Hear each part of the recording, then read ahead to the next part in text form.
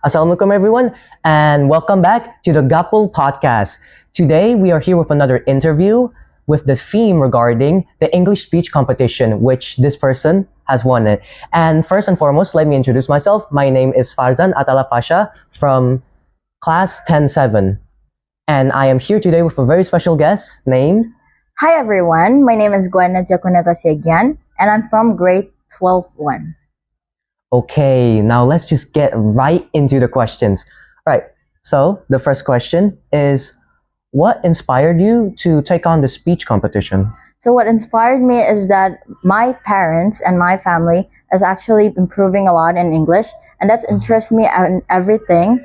And it's especially when talking to friends, you feel like more eligible than the others one. But this means that I don't have to be the higher position, but it's a sign to be humble to yourself. And that when you study English, it doesn't have to be almost grammatical and everything. It has to be an expression, or whether you have to face it or to ask everyone about this English kind of topic. Wow, that was a great and emotional answer. And speaking of being humble, how did you feel when you were first announced as the winner?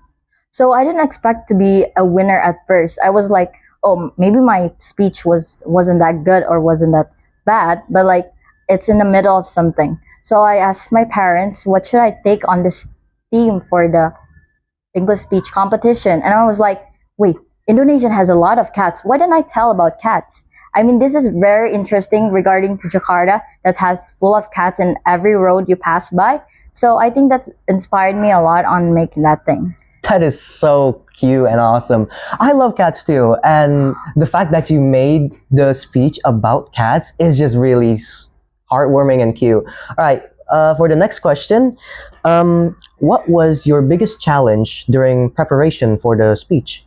My biggest challenge is when you put all the sentence into one component, because when you find the topic, it doesn't have to be specified on one thing. It should be elaborate. It should be outside from other people's point of view and not just you. Because when you see things, we see things differently from older generation, from younger generation, and that's what makes it special on how to make your component of the English speech. Wow, I find that hard too, I guess. So, okay. Anyways, the next question is, what is your advice to future participants or maybe your juniors? Okay. And advice. Advice is probably the thing that motivates people to join a simple competition, especially in English. The one that I joined is an English speech competition. So when I found this competition, I was like, maybe I think I should try. So I went to try and make this speech for a whole week.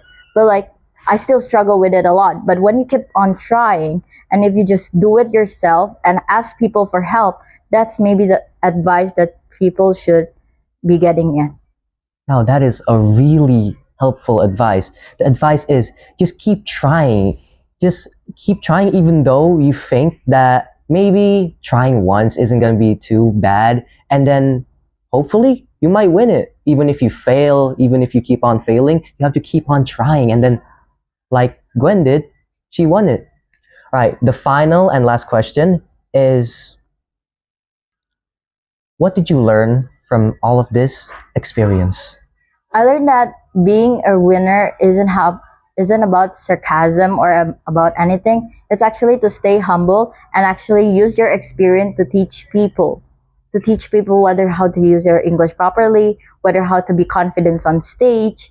But although I have faced and struggled a lot of things, this kind of thing of this competition by just participating in front of the podium actually makes me scared a lot. But with the confidence that I have by just being humble and then by slowing your breath down and just by exhaling and then inhaling, it actually helps reduce your anxiety or your nervous when doing on the podium. So basically, when you use or when you apply for an English speech competition, you should be able to understand about your confidence, about your nervousness, and that's how you can control yourself whether in joining any competition in English. That is a really good experience that she learned. And honestly, from all of that, I think I might do some speech competitions You myself. should.